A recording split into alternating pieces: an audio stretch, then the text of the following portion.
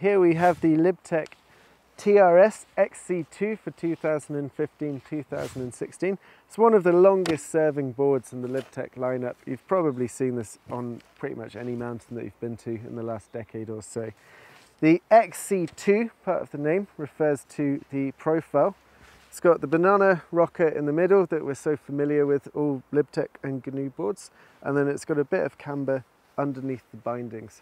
So whilst it's got a bit of looseness in the middle, there's still some nice contact points for you to get an edge in. As with all the boards in the Mervyn range, it also features magnetraction, which are these series of small bumps along the side cut.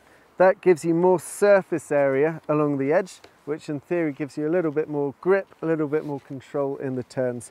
And I'm not sure how it compares to the other ones, but it definitely looks and feels like the bumps are a bit more pronounced on the TRS. Does this actually work? Up on the hill today we had quite slushy conditions, and I found that a lot of the time the edges almost had too much grip.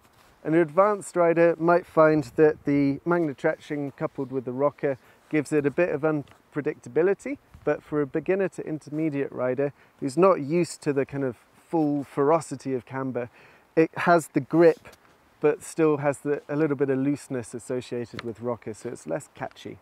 It's April where we are, and you can see it's quite warm, quite slushy, so we were never going to find the powder that you'd really want to test this board properly.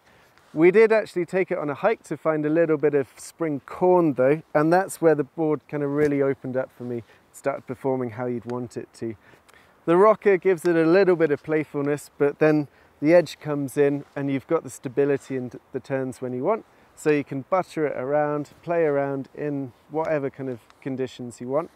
In terms of flex though, I did find towards the end of the day when the snow started getting chopped up and cruddy that it had just the right amount of flex to feel a bit wobbly on the piste. You'd want this in kind of prime conditions, either groomed pistes, groomed parks, or good powder. So who's this board for? I'd say if you're the kind of person that likes riding over the whole mountain, hitting the park occasionally on some of the smaller to medium-sized jumps, but mainly want something that will cruise around on the piste, be a bit playful, and something that you can take into the powder, I would take a look at the Libtech Total Ripper series.